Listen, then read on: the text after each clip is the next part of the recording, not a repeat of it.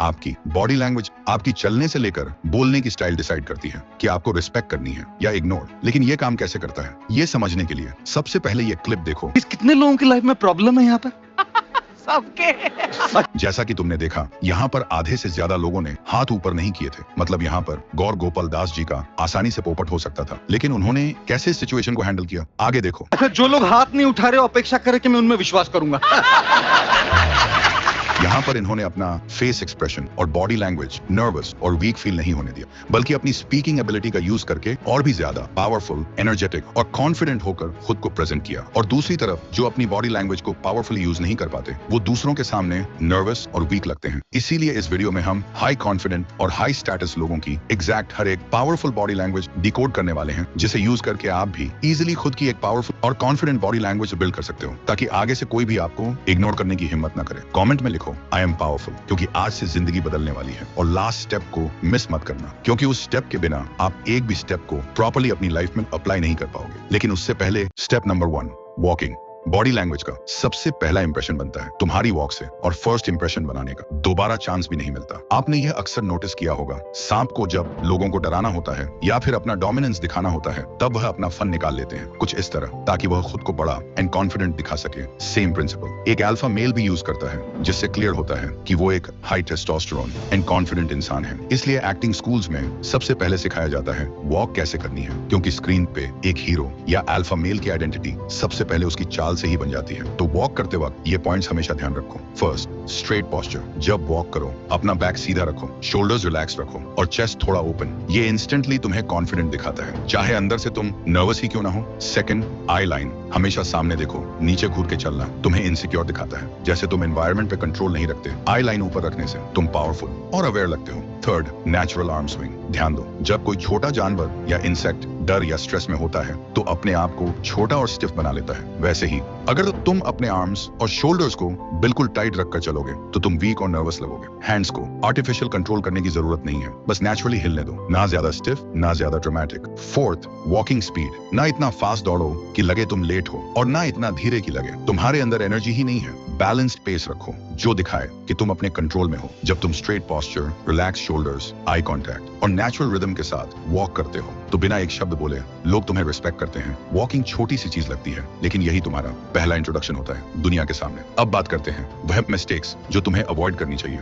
First, झुककर चलना। जब तुम्हारा बैक बेंट और शोल्डर्स गिरे हुए होते हैं, तो क्लियर मैसेज आता है कि तुम्हें खुद पे कॉन्फिडेंस नहीं है। Second mistake, hands in pocket. सोचो तुम किसी लड़की के पास जा रहे हो और तुम्हारे दोनों हाथ पॉकेट में हैं, तो उसके नजर में तुम इंस्टेंटली शाय, नर्वस और वीक लगोगे। कभी कभी कैजुअल लगता है, लेकिन ज्यादातर सिचुएशन में ये तुम्हें क्लोज्ड ऑफ और डिफेंसिव दिखाता है। Third, exaggerated movement. कुछ लोग वॉक में अननेसेसरी हाथ हिलाते हैं या ओवर स्टाइलिश बनने की कोशिश करते हैं। प्रॉब्लम यह है कि ओवर एक्टिंग तुम्हारा नेचुरल कॉन्फिडेंस खत्म कर देती है और तुम फेक लगते हो। तो बस याद रखो, सिंपल, स्ट्रेट, नेचुरल वॉक ही सबसे पावरफुल होती है। Step 2, standing.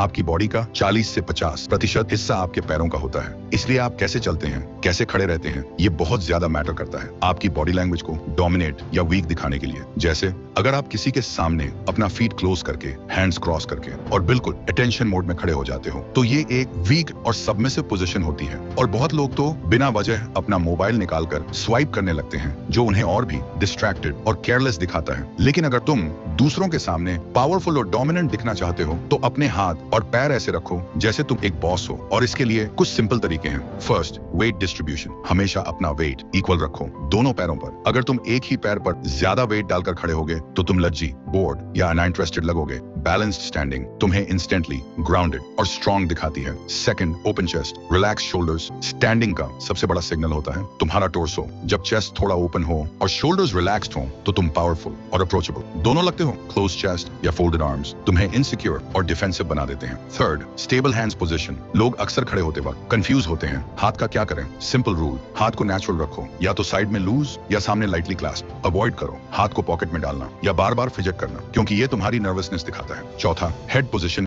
जैसे एक बेयर खुद को बड़ा दिखाने के लिए अपने दोनों पैरों पर खड़ा हो जाता है, वैसे ही तुम भी हेड अपराइट रखो, थोड़ा न्यूट्रल टिल्ट के साथ। ज्यादा नीचे करना तुम्हें सबमिसिव दिखाता है और ज्यादा ऊपर करना तुम्हें एरोगेंट। बैलेंस्ड हेड पोजीशन तुम्हें कॉन्फिडेंट और काम बनाती है। अब बात करते हैं कुछ कॉमन मिस्टेक की। Mistake 1, crossed arms.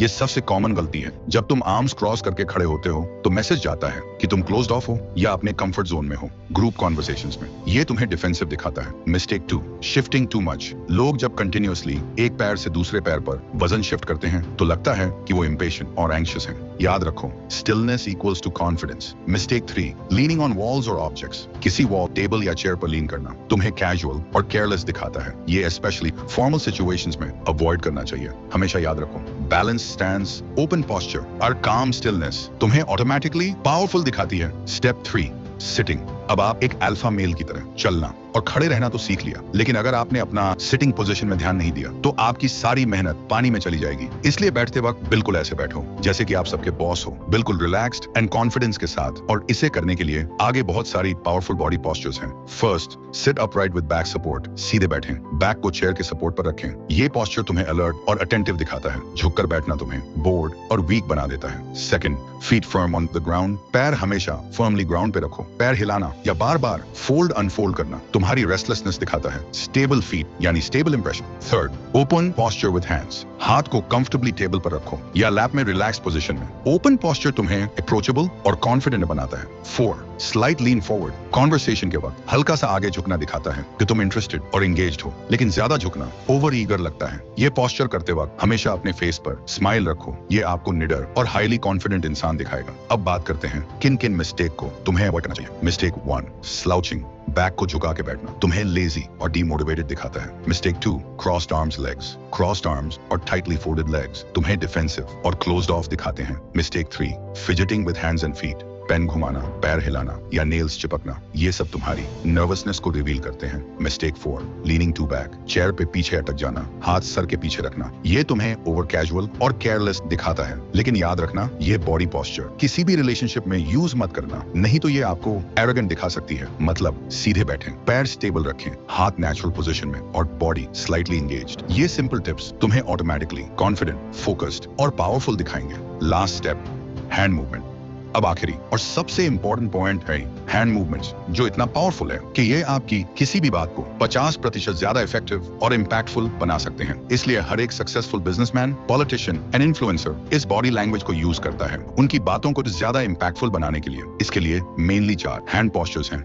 First, the point. जब आप किसी बात पर एम्फेसिस देना चाहते हो तो एक फिंगर पॉइंट करके बोलो, लेकिन काम और कंट्रोल के साथ। एग्रेसिव पॉइंटिंग अवॉइड करो वरना रूड लगोगे। Second, on Swift cuts. जब तुम्हारे हाथ से साइड कट या चॉप मोशन होता है तो लगता है कि तुम अपने वर्ड्स को शार्प और सीरियस बना रहे हो। इसका यूज सिर्फ इंपॉर्टेंट लाइंस के लिए करो। Third, frame. 2 हाथों से एक इनविजिबल फ्रेम बनाना, जैसे तुम अपनी बात को हाईलाइट कर रहे हो। ये पोस्चर तुम्हें एंगेजिंग और एक्सप्रेसिव दिखाता है। चौथा, स्टीपल हैंड्स। जब तुम दोनों हाथ की उंगलियों को मिलाकर स्टीपल बनाते हो तो सिग्नल जाता है कि तुम काम, इन कंट्रोल और इंटेलिजेंट हो। लीडर्स और स्पीकर्स अक्सर ये पोस्चर यूज करते हैं। अब क्या क्या तुम्हें अवॉइड करना होगा। Mistake 1, clasping hands tightly. ज्यादा टाइट क्लास्प करना तुम्हें एंग्शियस और नर्वस दिखाता है। Mistake 2, hidden hands. पॉकेट में डालना या टेबल के नीचे रखना, ये तुम्हारी क्रेडिबिलिटी को कम कर देता है। Mistake 3, fidgeting. पेन घुमाना, उंगली से खेलना, नेल्स चिपकना, ये सब तुम्हें रेस्टलेस दिखाता है। Mistake 4, over gesture flooding. हर बात के साथ ज्यादा हैंड वेविंग्स तुम्हें अनकंट्रोल्ड और चाइल्डिश दिखाता है। याद रखो, हाथ एक लैंग्वेज के जैसे होते हैं। पॉइंट,